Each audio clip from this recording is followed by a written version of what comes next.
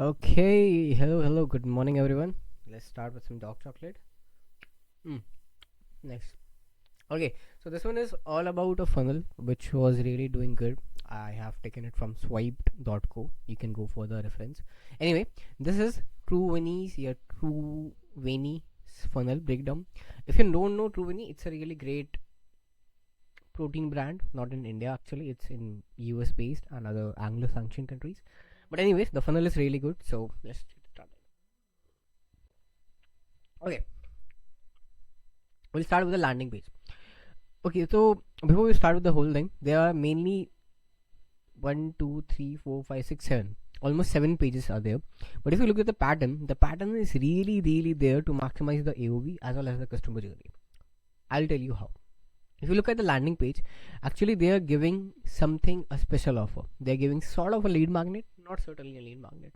Right? That's why this landing page is so good in my opinion, because the copywriting to the design, it's very simple, very subtle. At the same time, they are making sure that whatever they are doing, it's in order to convert them. It's in order to make sure that the customer can maximize their desire to buy a protein powder or whatever they are selling, right? And then we have the checkout page. The checkout page is simple. I will break down this whole thing. Then we have the upsell, downsell, cross sell, and cross sell too. Although I wouldn't recommend to go with a cross sell too until and unless you know that the temperature traffic is really hot. Anyways, we will come to checkout first. Okay, so why you should have a checkout page with testimonials? A lot of e-com brands don't know this, but every time a customer checkouts or buys your product, they really need this bit of push of social proof in order to make sure that whatever they are buying is secure, that they're in the right hands, they are buying something with their hard-earned money, so that they can feel this is a good purchase. And that's why there's this particular simple testimonial can do a lot better whenever you have one checkout. Just implement it and you will see a good amount of boost. Okay, so I'll talk about it. There's a lot to talk about here. First of all, the magic of adding social proof testimonials enduring checkout is proven to have a conversion boost of up to 30 to 40, and those are not small or rookie numbers. 30-40% increase in conversion is really good.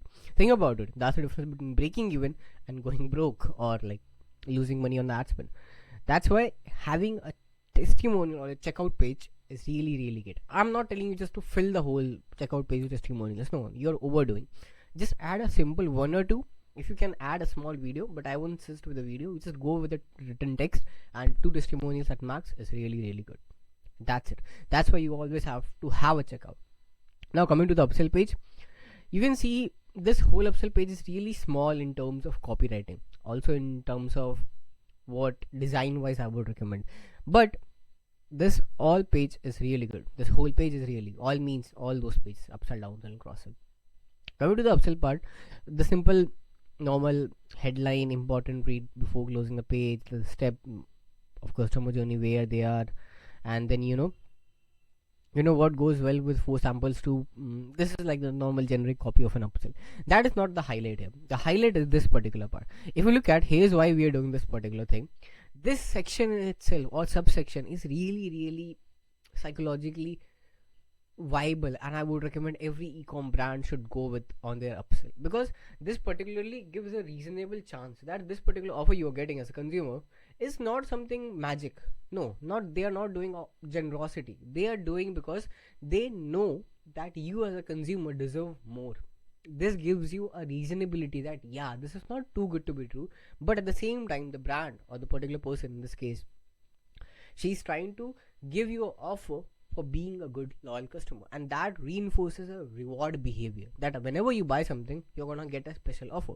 And this particular thing, this statement, that why actually explains it, that whatever we are giving is really out of because you deserve it, not because some random good to be true catchy slogan or offer. No, we are giving because you are a good consumer, and that's why it reinforces good behavior. I'm sorry.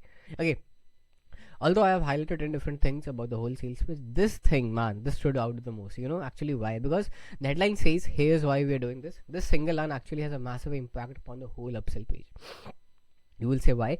This line actually provides a reasonable statement in the consumer's mind that this particular upsell is not too good to be true and is available because of a particular reason, and that reason is that you are a good consumer, right? This okay. Hence, their urge or curiosity to know what's the catch. Yeah, and that is the term I was thinking about previously. What's the catch here? People want to know what's the catch, what's the scam going on. But there's so much hype around scam that everyone wants to know what's the scam, what's the next thing, right? So that catch is getting explained, and they're getting, oh, they're doing because we are a good consumer, and they're doing only for this particular time because I bought a certain thing. So it's reinforcing a good behavior, right? In this offer, by framing itself that this offer is because the consumer deserves it, and that is it. This is the key thing in any upsell you have to add. Now coming to the downsell, there are two things. First of all, the same section, I guess they have just copied the upsell thing and changed the offer. Anyways, a really good funnel, a copywriter who has done this. Okay, same here. We have this particular section, why we are doing this. Now you will see this particular highlighted area kind of stood out to me. If you look at it, this particular headline, we get it, commitment can be scary, right? We know 2 isn't always better than 1. Although as much as this sounds kind of catchy or fishy, you have to know this particular headline or this particular section in whole is really compelling to the consumer because it's directly talking to their subconscious mind. Because think about it, if you are a consumer and you skip this particular upsell because you don't know if you're gonna consume both the protein powders, you only wanted one and you have already kind of completed with this particular landing page, now you have upsell but you declined it. So what is the thing going upon your mind as a consumer? You are thinking that, yeah, maybe I have a commitment issue, I might not able to complete, I am just overspending or something. And that is what strikes here in the particular thing. They are striking to the main limiting belief, and that is, you might not get 2, but try 1. You will always go with 1 because you always need it, right? You are going to have it and there are no particular limitation, right? So this is something like we are telling them, just try 1 more and there's no issue. It's really just try 1 more and you can have a 43% discount, right? So this is how they are telling. And if you look at the whole thing, this is the breakdown. Another masterpiece of headline. If you look closely, the starting line itself actually talks to the consumer who just denied the upsell because they were held by a limiting belief that they won't be able to finish both the 2 packets of protein powder. This level of direct talking to your consumer is something I have seen almost every e-com brand missing nowadays, which is that they are not talking to the consumer, they're talking to themselves in the mirror, right? And then followed by the anchoring effect done by shown in the red colors and percentage as well as the dollar amount. This is crucial. If you have read the book called Yes by Robert Cialdini, he says that showing in dollar amount as well as percentage amount is really hooking to the consumer mind because they want to know how much they're saving, right? You just can't say you save 43%. They don't know how much 43% is out of $59. You have to tell them in dollar amount, right? With the red highlighted, because again, red is really good color, vibrant color, right? So this plays really at a good psychological level. And yeah, this is the whole downside.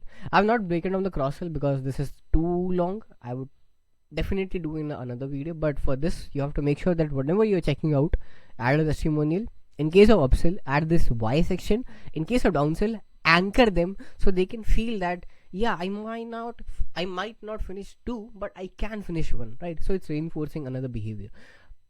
Anchoring effect. Another thing was the anchoring effect, which is like dollar amount as well as the whole percentage amount. And that's it.